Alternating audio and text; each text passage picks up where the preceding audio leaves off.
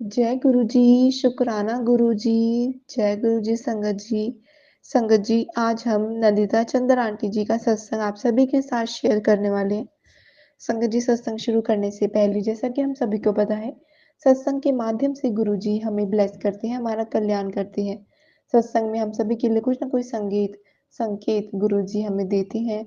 सत्संग से गुरु जी हमारे कष्ट काटते हैं, तो गुरु जी के इन सत्संग को ध्यान से और अंत तक पूरा ज़रूर सुनिए संगत जी।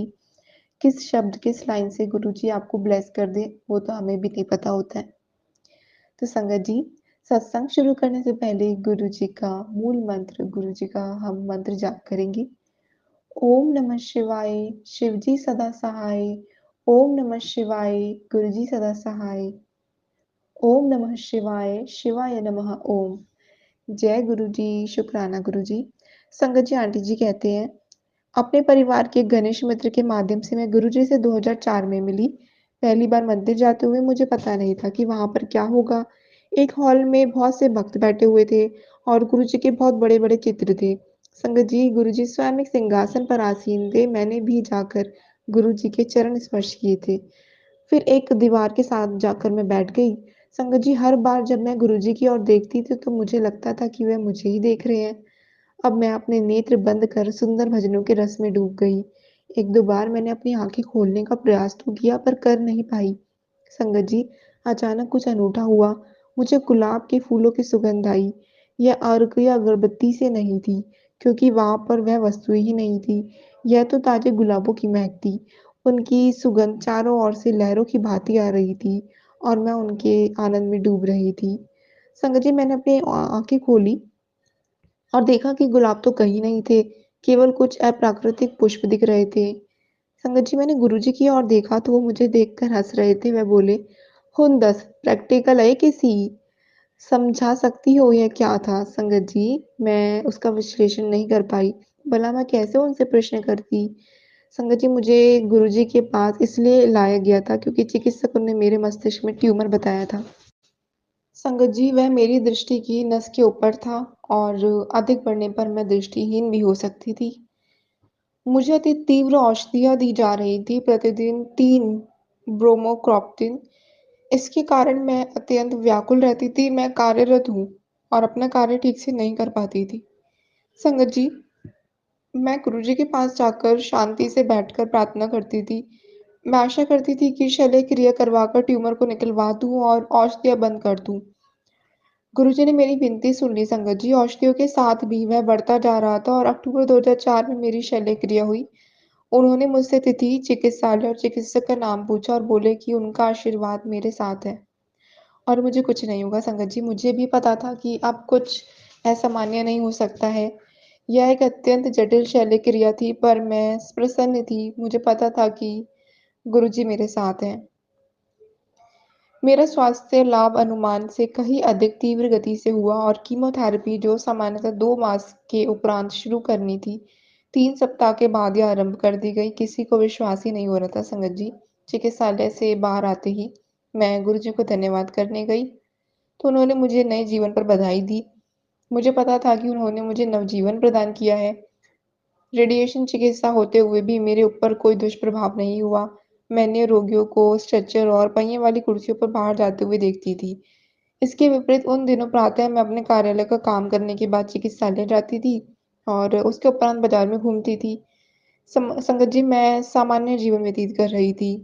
सब गुरुजी की कृपा का फल था। जिन दिनों मैं अपोलो चिकित्सालय में अपनी रेडिएशन चिकित्सा के लिए जा रही थी, गुरुजी ने अनेक अन्य उन रोगियों पर भी अपनी दया दृष्टि करी, जिनके संपर्क में मैं आई थी। संगत जी, मुझे एक 9 वर्षीय बच्चे का संदर्भ याद है, जिसे मस्तिष्क में ट्यूमर था। उसके अभिभावकों को चिकित्सा कुछ दिनों तक रोकनी पड़ी, क्योंकि उसके निर्धन पिता को कहीं दूर सरकारी नौकरी कर रहे थे, अवकाश लेकर आए थे। उसकी चिकित्सा में समय लग रहा था तथा उनका जितना समय लगता उतना ही उनको धन का भाव होता। संगत जी, मेरे पास गुरुजी का एक लॉकेट था। मैं अपने साथ सदा गुरुजी का चित्र रखती हूँ। मैं उसकी माँ को वह लॉकेट उनको मैंने दिया। उनकी आँखों पर मैंने प्रतिदिन रखने के लिए उनसे कहा। मुझे विश्वास था कि गुरुजी उसकी सहायता अवश्य करेंगे। 1 सप्ताह के बाद वह मुझसे पुनः मिले। संगत जी, वह बालक कीमोथेरेपी के लिए वापस आ गया था और अधिक स्वस्थ दिख रहा था। उसकी माँ ने कहा कि जब से वह लॉकेट उसके ऊपर प्रतिदिन प्रातः रखना प्रारंभ किया है उन्होंने, वह अच्छा होने लगा है और चिकित्सक भी उसका स्वास्थ्य लाभ देखकर अचंभित हैं। संगत जी, जब वो मेरा बेटा 2.5 वर्ष का था, मेरी चिकित्सा के तुरंत बाद हमें पता लगा कि शौच करते हुए उसको रक्त आ रहा है। संगत जी, परीक्षण करवाए गए, उसके बाद हमें बताया गया कि उसके मलाशय की शल्यक्रिया होगी, जिसमें 45 मिनट से 1 घंटे तक का समय लगेगा। बाहर प्रतीक्षा करते हुए मैं गुरुजी से यही विनती करती रही कि वह अंदर जय के साथ रहें और उसकी प्रक्रिया में 3 घंटे लग गए संगत जी। जब चिकित्सकों ने हमें अंदर बुलाया तो वह चिंतित थे। इतनी देर लगने का कारण उनको मिली दूषित फुंसियाँ थी, जिनकी बायोप्सी करवानी थी। संगत जी, उन 4 दिनों में मैं अत्यंत व्याकुल रही। मैं गुरुजी से हर समय उनकी कृपा के लिए ही प्रार्थना करती रही। गुरुजी ने जय को आशीर्वाद दिया। परिणामों में कुछ विशेष नहीं निकला, केवल साधारण संक्रमण, जो 1 सप्ताह की औषधि से चला गया। उस घटना को अब हम भूल गए हैं संगत जी। गुरुजी ने सदा मेरी कामनाएँ पूर्ण की हैं, भले ही वे भौतिक हो या स्वास्थ्य संबंधित। गुरुजी के पास जाने पर उनको पता चल जाता है कि हमें किस वस्तु की आवश्यकता है।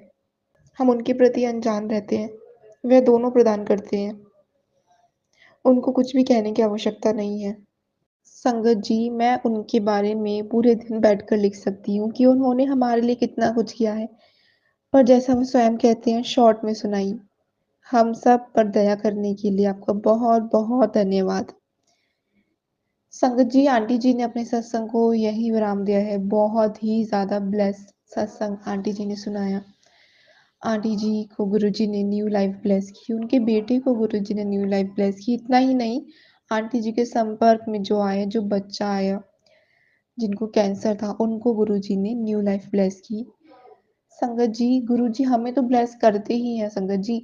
अगर आप अकेले भी गुरुजी को मानते हैं, गुरुजी का लंगर खाते हैं, गुरुजी आपकी पूरी फैमिली को ब्लेस करते हैं। कहते हैं ना संगत जी, फैमिली का एक सदस्य भी गुरुजी के बड़े मंदिर, गुरुजी के आश्रम, जो भी गुरुजी का मंदिर आपके नज़दीक है, आप गुरुजी के आश्रम चले जाते हैं, आपकी पूरी फैमिली ब्लेस हो जाती है। चाहे आपकी फैमिली का कोई भी मेंबर ऑफ़िस में है, घर पे है या किसी परेशानी की वज़ह से हॉस्पिटल में है, गुरुजी सबको ब्लेस करते हैं संगत जी। संगत जी, आज के सत्संग को विराम देने से पहले आप सभी को अपना जो सत्संग रहता है, जो गुरुजी आपको ब्लेस करते हैं संगत जी, गुरुजी बहुत ब्लेस करते हैं अपनी संगत को, तो अपने सत्संग संगत के साथ ज़रूर शेयर कीजिए, क्योंकि आप जो सत्संग शेयर करेंगे, बाकी संगत तक जब वो पहुँचता है, तो उनके सवालों के जवाब मिलते हैं और उन्हें भी गुरुजी की ब्लेसिंग्स मिलती हैं। संगत जी, अपने सत्संग ज़रूर शेयर कीजिए। सत्संग शेयर करने के लिए आपको हमारे डिस्क्रिप्शन में जीमेल आईडी और इंस्टाग्राम आईडी मिल जाएगी। वहाँ आप अपना सत्संग लिखकर या बोलकर भेज सकते हैं। आपका सत्संग संगत के साथ ज़रूर शेयर किया जाएगा। और संगत जी, सत्संग को बाकी संगत के साथ ज़रूर शेयर करें। हो सकता है संगत जी उन्हें भी सत्संग के माध्यम से बहुत ब्लेस कर दें। संगत जी, सत्संग को विराम देने से पहले गुरु जी का मंत्र जाप करेंगे।